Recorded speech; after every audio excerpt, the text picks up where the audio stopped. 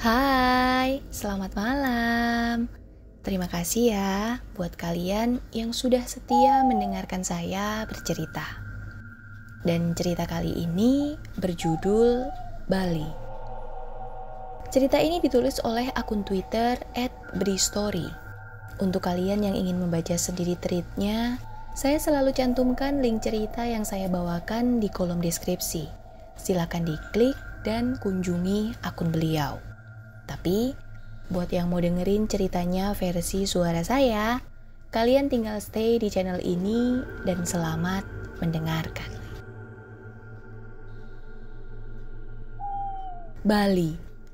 Rasanya tidak perlu dijelaskan panjang lebar lagi kalau pulau ini merupakan salah satu tempat terindah di muka bumi. Pemandangan di sana eksotis di berbagai sisi. Dan Bali juga merupakan tempat tujuan paling diidamkan oleh banyak wisatawan, baik di dalam maupun di luar negeri. Terkenal juga sebagai Pulau Dewata, atau tempatnya para dewa. Tapi tidak bisa dipungkiri juga kalau Bali punya banyak cerita mistisnya. Salah satunya adalah peristiwa yang dialami oleh salah satu teman kita berikut ini. Aku Iren, dan aku tinggal serta bekerja di Jakarta. Dan di Bali, aku pernah mengalami peristiwa menyeramkan yang tidak masuk di akal.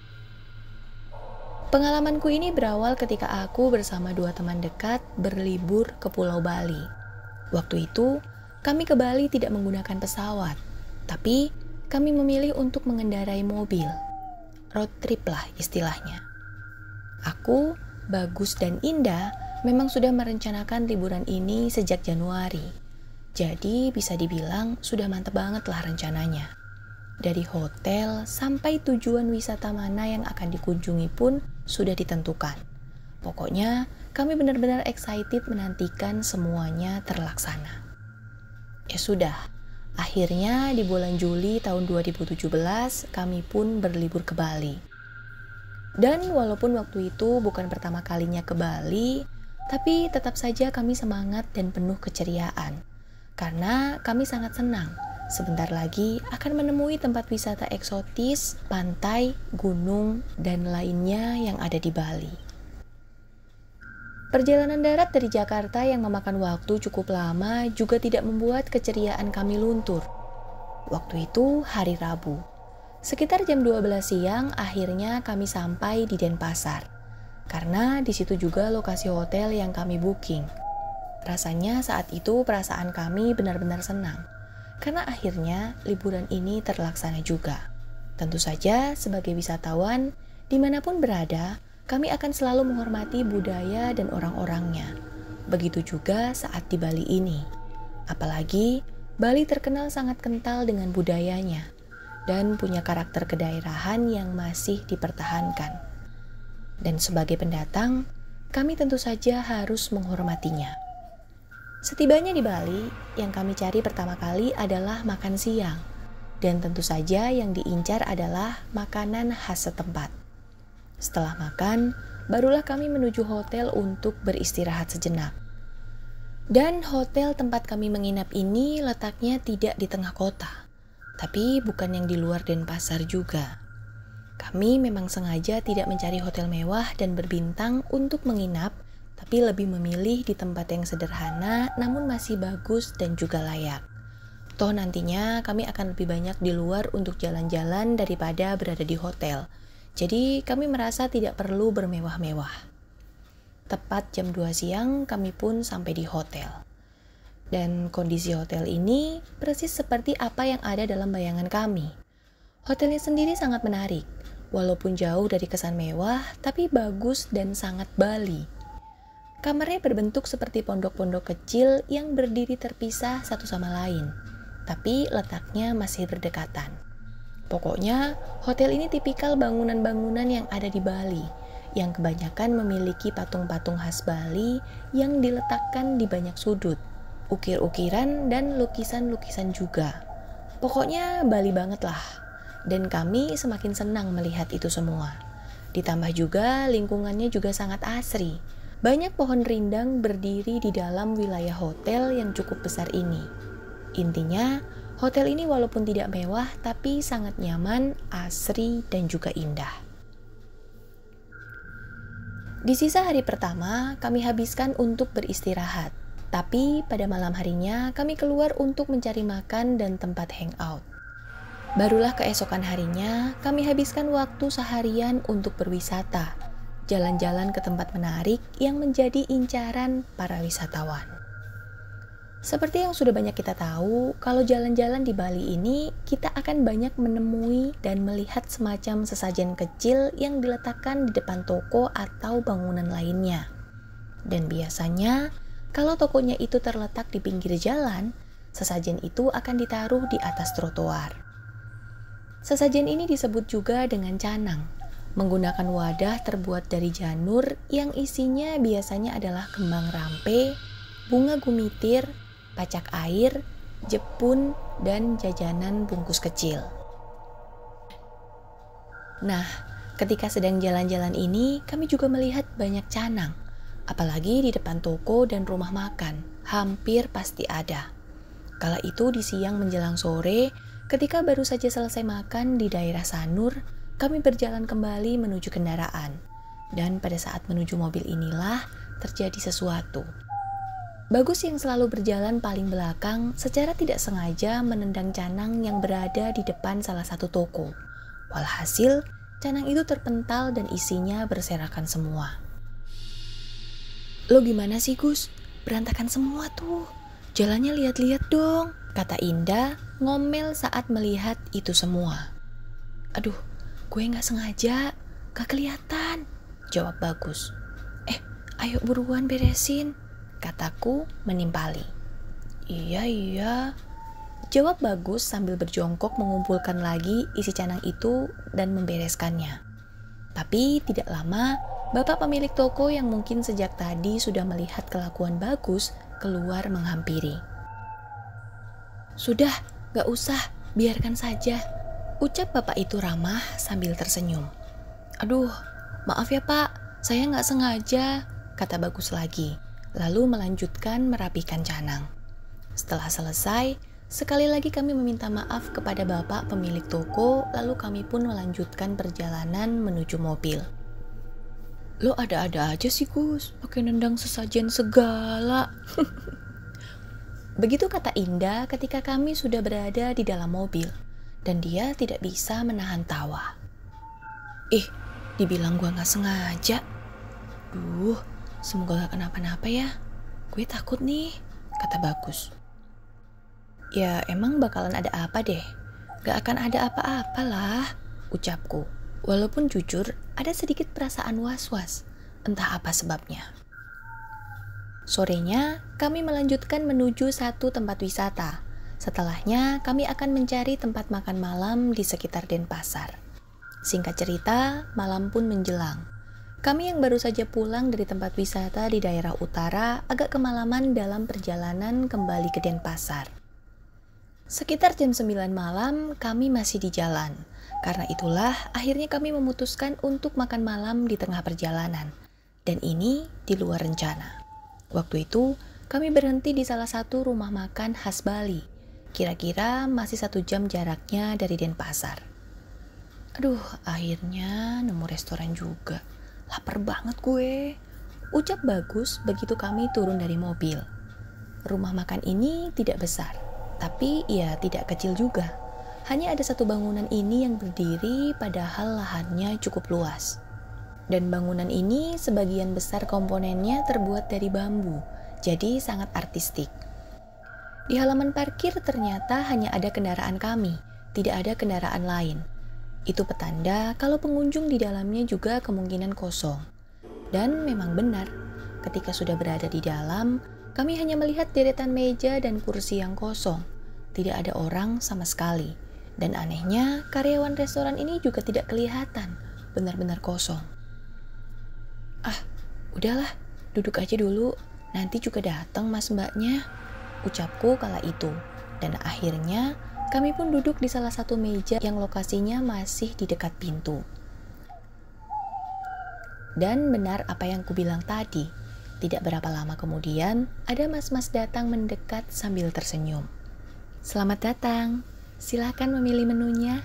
Begitu kata mas itu sambil menyodorkan daftar menu.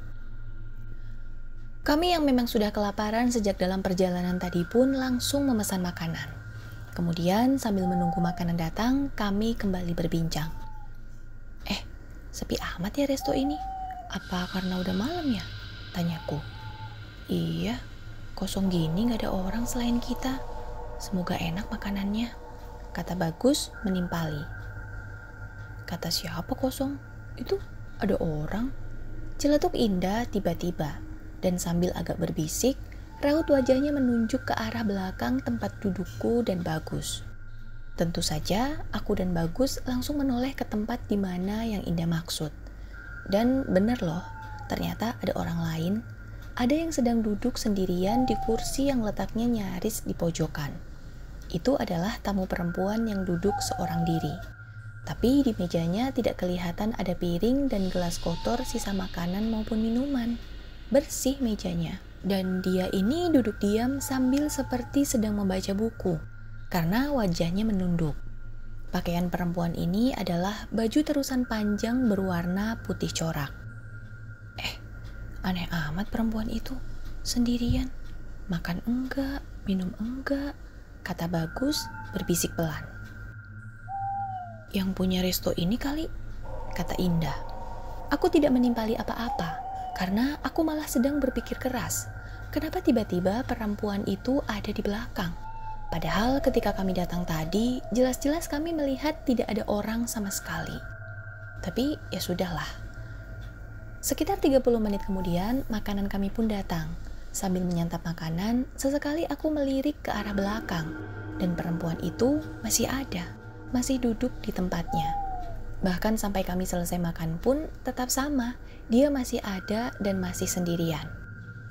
Tapi karena saat itu sudah cukup larut dan perbincangan kami juga cukup seru, kami tidak lagi memperhatikannya. Dan setelah kami benar-benar selesai, kami pun beranjak pergi. Kala itu, Indah menuju kasir untuk bayar, sementara aku dan Bagus berjalan kembali menuju kendaraan. Serem amat ya perempuan tadi, duduk sendirian di pojokan. Ngapain sih? Kata Bagus ketika dia sudah duduk kembali di balik kemudi. Iya, ngapain ya? Gue tadi lupa mau lihat lagi. Masih ada gak sih dia? Gak tahu. Gue juga gak lihat lagi tadi, lupa. Tidak lama, Indah pun datang dan langsung masuk ke dalam mobil. Indah, lo lihat perempuan itu gak sih? Masih ada gak sih dia? Kalau gue sama Iren gak lihat lagi, lupa, tanya Bagus kepada Indah. Tahu gak sih? Perempuan tadi tiba-tiba udah gak ada. Gak tahu kemana. Agak serem juga sih. Terus gue nanya dong ke mas kasirnya, siapa perempuan yang duduk sendirian di pojokan tadi? Terus mas kasirnya malah bilang kalau di dalam tadi itu gak ada siapa-siapa, cuma kita doang pengunjungnya. Serem gak sih? Ayo Agus, cabut ngeri gue. Begitu penjelasan Indah panjang lebar. Bagus pun cepat-cepat mengendarai mobil meninggalkan restoran itu, karena memang agak seram juga. Singkat cerita, sekitar jam 10:30 kami sampai di hotel. Oh iya, pondok tempat kami menginap ini letaknya sekitar 50 meter dari pintu masuk dan parkiran. Jadi, kami harus sedikit berjalan kaki untuk mencapainya. Tapi perjalanannya menyenangkan. Kami menyusuri jalan setapak yang kanan kirinya banyak pepohonan dan lampu-lampu templok kecil. Pokoknya indah dan tidak membosankan. Kamar kami yang berbentuk pondok letaknya dekat dengan kolam renang. Dan malam itu tentu saja sudah tidak ada tamu yang berenang. Kamar kami juga luas, ada 2 tempat tidur besar, jadi kami bisa beristirahat dengan nyaman. Aku dan Indah bersama dalam satu tempat tidur, sementara Bagus tidur di kasur yang satu lagi. Ya sudah, karena kami cukup lelah setelah seharian jalan-jalan berkeliling, begitu mandi kami semua langsung naik ke tempat tidur dan mencoba untuk tidur. Dan memang benar, setelah sedikit berbincang, kami langsung terlelap. Sampai akhirnya, beberapa waktu kemudian, aku pun terbangun. Wah, Indah rajin banget sholat malam-malam gini. batinku. Walaupun kamar masih dalam keadaan gelap dan penerangan hanya bersumber dari cahaya lampu di luar, tapi aku masih bisa melihat dengan jelas kalau Indah sedang sholat malam, tepatnya di dekat TV. Lalu, aku pun meraih ponsel yang ada di atas meja, berniat untuk melihat jam, dan ternyata masih pukul 1 dini hari. Setelah itu, aku meletakkannya lagi ke tempat semula. Sekilas, aku masih melihat Indah berdiri sholat. Lalu tanpa beban, aku pun mengubah posisi tidur, yang tadinya menghadap tempat tidur bagus di sebelah kanan, menjadi menghadap ke kiri atau menghadap ke tempat Indah yang sedang berbaring. Sebentar, Indah sedang berbaring? Hah? Iya, ternyata ada Indah di sebelahku. Dia sedang tidur juga. Lalu siapa yang sedang sholat? Kemudian, perlahan aku kembali menoleh ke depan TV, ke tempat di mana tadi aku melihat ada Indah yang sedang sholat. Dan sosok yang aku kira sedang sholat itu masih ada, masih berdiri seperti tadi aku pertama kali melihatnya. Tapi, ketika sudah aku perhatikan lebih seksama lagi, sosok yang tadi aku pikir adalah Indah ternyata bukan sedang sholat, tapi sedang berdiri diam dalam gelap dengan rambut tergerai panjang. Dan jelas itu bukan Indah, karena Indah sedang tidur di sebelahku. Dalam remang cahaya, aku masih bisa melihat kalau sosok itu berpakaian terusan warna putih yang bercorak. Dan pakaian ini mirip dengan pakaian perempuan yang tadi kami lihat di restoran saat makan malam. Belakangan, aku juga sadar kalau ternyata sosok seram itu bukan berdiri membelakangi, tapi malah sedang menghadap aku. Dan sepertinya selama beberapa saat kami saling berpandangan. Menyadari itu, aku pun tercengang dalam diam. Bahkan tenggorokanku tercekat dan tidak bisa berkata-kata. Tentu saja aku merinding ketakutan, karena ada kuntilanak sedang berdiri di dalam kamar. Dan tidak ada yang bisa aku lakukan. Aku hanya mampu perlahan menarik selimut untuk menutupi seluruh badan sampai ke kepala. Termasuk Indah juga aku selimutin. Aku tidak berani melihat sosok seram itu lagi. Dan tiba-tiba, Indah yang sejak tadi tidur menghadap dinding, perlahan membalikkan tubuhnya. Ternyata dia juga tidak tidur. Kemudian dalam selimut, kami saling berhadapan. Itu siapa depan TV? Tanyaku sangat pelan. Gak tahu. Serem, Ren. Gue takut. Dari jam 12 tadi dia berdiri di situ. Begitu jawab Indah. Kemudian kami hanya berdiam diri ketakutan, bahkan kami nyaris menangis. Hingga beberapa menit kemudian terdengar suara tawa cekikikan, dan suara itu keras. Kami pun sangat yakin sosok seram itu yang tertawa. Tawa cekikikan itu terdengar 2 kali, dan setelah itu tidak lama kemudian kami mendengar suara pintu kamar terbuka lalu menutup lagi dengan bantingan keras. Barulah setelahnya suasana kembali hening. Beberapa saat kemudian, barulah kami memberanikan diri keluar dari selimut untuk melihat situasi. Dan perempuan itu sudah tidak ada lagi. Aku pun segera lari ke depan pintu lalu menguncinya, kemudian menyalakan lampu kamar. Malam itu, aku dan Indah tidak tidur hingga pagi menjelang. Sekian cerita seram kali ini. Semoga bisa mencukupi asupan horor kalian malam ini. Jika kalian suka, silakan klik tombol like. Dan jika kalian berkenan, boleh banget dukung saya dengan cara klik tombol subscribe channel ini. Sugeng Dalu!